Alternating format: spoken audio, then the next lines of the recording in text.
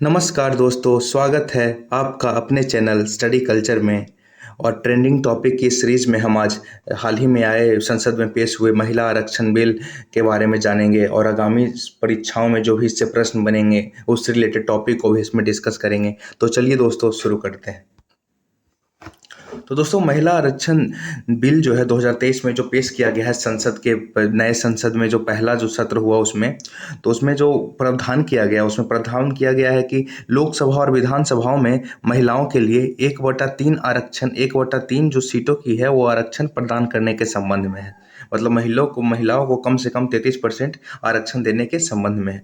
तो चलिए जान लेते हैं कि महिला आरक्षण बिल का इतिहास क्या। ऐसा थोड़ी है कि ये पहला बार है, ये बिल पहले भी आ चुका है, जो कि कांग्रेस के समय में जब हमारे माननीय प्रधानमंत्री एच डी देवेगौड़ा थे, तो 12 सितंबर 1996 को इस बिल को संसद में पेश किया गया था, लेकिन ये पारित नहीं हो सका था। यह बिल 21वां संविधान संशोधन विधेयक के रूप में पेश हुआ था, याद रखिएगा। जब हमारे प्रधानमंत्री एच डी देवेगौड़ा थे तो भी ये बिल को लाया गया था, लेकिन ये पास नहीं हो पाया था।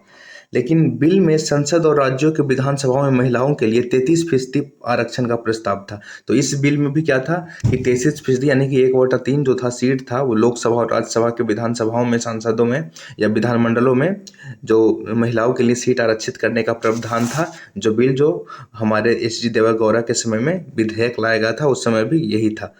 इस 33% आरक्षण के अंदर अनुसूचित जाति, अनुसूचित जनजाति के लिए उप आरक्षण का प्रावधान था। हाँ दोस्तों, तो ये जो आरक्षण था इसमें SC ST के लिए भी उप आरक्षण का प्रावधान था, लेकिन अन्य पिछड़ा वर्ग के लिए कोई प्रावधान नहीं दिया गया था। ध्यान रखिएगा दोस्तों। चलिए आगे बढ़ते हैं। लोकसभा में महिला आरक्षण बिल को किस नाम से पारित किया गया? तो दोस्तों, ये जो लोकसभा में जो ये बिल पारित हुआ है, जो महिला आरक्षण बिल, ये जो पारित किया गया है, ये नारी शक्ति बंधन अधिनियम 2023 से पारित किया गया है, याद रखिएगा। तो जो हमारे केंद्रीय विधि और न्याय मंत्री जो हैं अर्जुन राम मेघवाल, इन्होंने इस बिल को लोकसभा में पेश किया था, याद रखिएगा। नए संसद भवन में लोकसभा के कार्यवाही के दौरान विधि एवं न्याय मंत्री अर्जुन राम मेघवाल ने लोकसभा में 128वां संशोधन विधेयक 2023 नारी शक्ति बंधन अधिनियम को पेश किया। तो हाँ दोस्तों, याद रखिएगा, जो न्याय और विधि मंत्री जो है अर्जुन राम मेघवाल, इन्होंने ही लोकसभा में ये जो बिल है नारी शक्ति बंधन अधिनियम 2023, ये इन्होंने लोकसभा में इसको पेश किया है। लोकसभा में बिल को 29 सितंबर 2023 को पेश किया गया था। तो याद रखिएगा दोस्तों, जो लोकसभा में जो बिल पेश हुआ था वो 29 सितंबर 2023 को पेश किया गया था। लोकसभा में बिल 20 सितंबर 2023 को पारित हुआ, याद रखिएगा, मतलब लोकसभा से पास हो गया।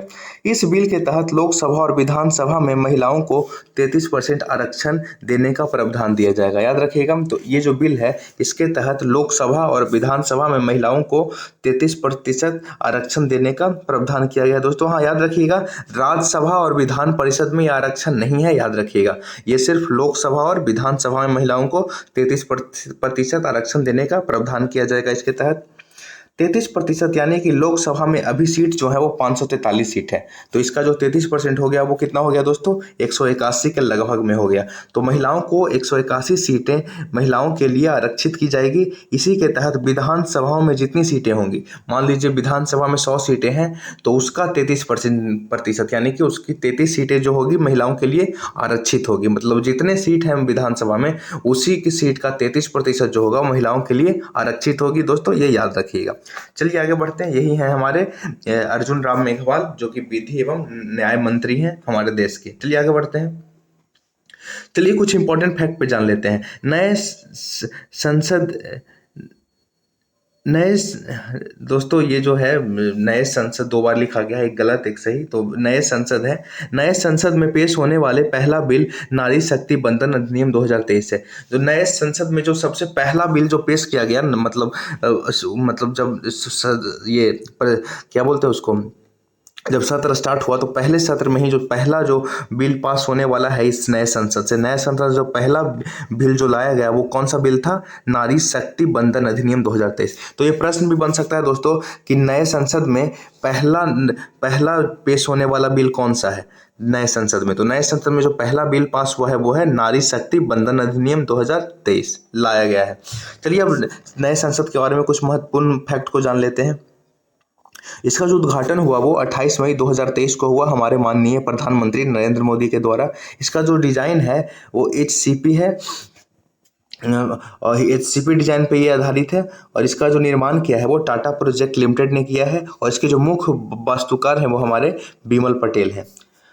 महिला सीटों को आरक्षण को लेकर केंद्रीय मंत्री अर्जुन राम मेघवाल ने लोकसभा में कुल 4 संशोधन बिल पेश किए हैं। याद रखिएगा दोस्तों, महिला सीटों के आरक्षण को लेकर के मुख्यमंत्री नहीं, मंत्री जो है हमारे विधि और न्यायिक मंत्री जो हैं अर्जुन राम मेघवाल, इन्होंने कुल 4 संशोधन पेश किए हैं। तो जो पहला संशोधन है, इसके तहत जो पहला क्लॉज आर्टिकल 239 में 239 ए को जोड़ा जाएगा, जिसके तहत नेशनल कैपिटल दिल्ली की असेंबली में महिलाओं के लिए 33% आरक्षण सुनिश्चित किया जाएगा। तो याद रखिएगा दोस्तों, ये जो पहला संशोधन होगा उसमें आर्टिकल जो 239 है उसमें 239 ए जोड़ा जाएगा, जिसके तहत जो होगा नेशनल कैपिटल दिल्ली की असेंबली में महिलाओं के लिए 33% का आरक्षण सुनिश्चित किया जाएगा। याद रखिएगा। चलिए अब आते हैं दूसरा संशोधन बिल पे। तो जो दूसरा संशोधन बिल है, इसके तहत इसके क्लोज 3 के अंतर्गत आर्टिकल 330 में 33A सेक्शन को जोड़ा गया है, जिसके तहत महिलाओं के लिए लोकसभा में 33% आरक्षण होगा। याद रखिएगा। तो दूसरा में क्या है, आर्टिकल 330 के अंतर्गत सेक्शन 33A को जोड़ा गया है, जिसके तहत महिलाओं को लोकसभा में 33% आरक्षण मिलेगा। याद रखिएगा। और जो तीसरा संशोधन बिल आया है उसके तहत जो प्रावधान किया गया है कि तीसरे संशोधन बिल में क्लोज 4 के मुताबिक संविधान के आर्टिकल 33(2) के बाद एक नया आर्टिकल 33A जोड़ा जा रहा है, जिसके तहत महिलाओं के लिए राज्य विधानसभाओं में 33% सीटों का प्रावधान महिलाओं के लिए होगा। तो हाँ दोस्तों, ये तीसरा संशोधन बिल है, ये राज्य के विधानसभाओं में 33% सीटों का जो आरक्षण होगा उसके लिए उससे संबंधित है। याद रखिएगा। और चौथा संशोधन बिल जो आया है, इसमें जो 5वां क्लॉज जोड़ा गया है वो आर्टिकल 33(4) है। इसका के बाद एक नया आर्टिकल 33A जोड़ा जाएगा, जिसके अनुसार महिलाओं के लिए आरक्षण 15 सालों के लिए प्रभावी होगा। इसके बाद के समय के लिए आरक्षण बढ़ाने का अधिकार संसद के पास होगा। तो हाँ दोस्तों, ये चौथा जो संशोधन बिल आया, इसका जो क्लोज 5 के मुताबिक जो आर्टिकल है 33(4), इसमें एक नया आर्टिकल जोड़ा गया है 33A, जिसके अनुसार महिलाओं के लिए आरक्षण 15 सालों के लिए प्रभावी रहेगा। इसके समय के बाद अगर आरक्षण को संसद बढ़ाना चाहेगा तो बढ़ाएगा, नहीं तो रोकना चाहेगा तो रोकेगा। ये संसद पे डिपेंड करेगा। ये चौथे संशोधन के तहत जोड़ा गया है। चलिए दोस्तों आगे बढ़ते हैं। लोकसभा में नारी शक्ति बंधन अधिनियम 2023 विधेयक के पक्ष में कितने मत पड़े? तो ये जो विधेयक लाया गया दोस्तों, इसके मत में जो पड़े 454 वोट पड़े हैं दोस्तों। याद रखिएगा। कुछ इंपॉर्टेंट फैक्ट जान लेते हैं। इस विधेयक के पक्ष में 454 वोट पड़े, जबकि इसके विरोध में 2 मत पड़े। बिल के खिलाफ AIMIM जो कि असदुद्दीन ओवैसी की पार्टी है, और उन्हीं के जो सांसद थे इम्तियाज जलील ने वोट किया। तो दो ही पद जो हैं जो इनके खिलाफ पड़े, जो AIM के असदुद्दीन ओवैसी और उन्हीं के पार्टी के सांसद इम्तियाज जलील ने वोट किए हैं। याद रखिएगा। नारी शक्ति बंधन अधिनियम 2023 बिल भारत में कब लागू होगा? तो ये जो नारी शक्ति बंधन अधिनियम 2023 बिल है वो भारत में लागू कब होगा बता देते हैं आपको। ये जनगणना और लोकसभा सीटों के परिसीमन के बाद, ये जब जनगणना हो जाएगा और लोकसभा सीटों का परिसीमन अच्छे से हो जाएगा, क्योंकि जनसंख्या बढ़ेगी तो उसके मतलब लोकसभा सीटें भी बढ़ेगी, तो लोकसभा का सीटों का जब परिसीमन हो जाएगा उसके बाद ये बिल पूरी तरह से हमारे भारत में लागू हो जाएगा। चलिए कुछ इंपॉर्टेंट फैक्ट को जानते हैं।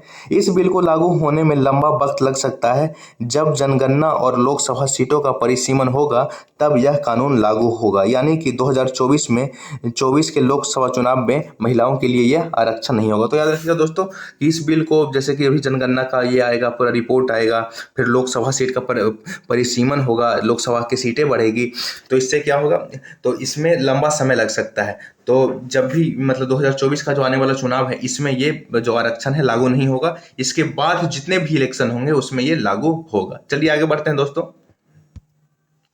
तो ये यहीं तक था दोस्तों, ये लेक्चर यहीं पे ख़त्म होता है। और क्या बोलते हैं, महिला आरक्षण बिल से जितने भी संबंधित जो फैक्ट थे वो मैंने इसमें इंक्लूड कर दिया।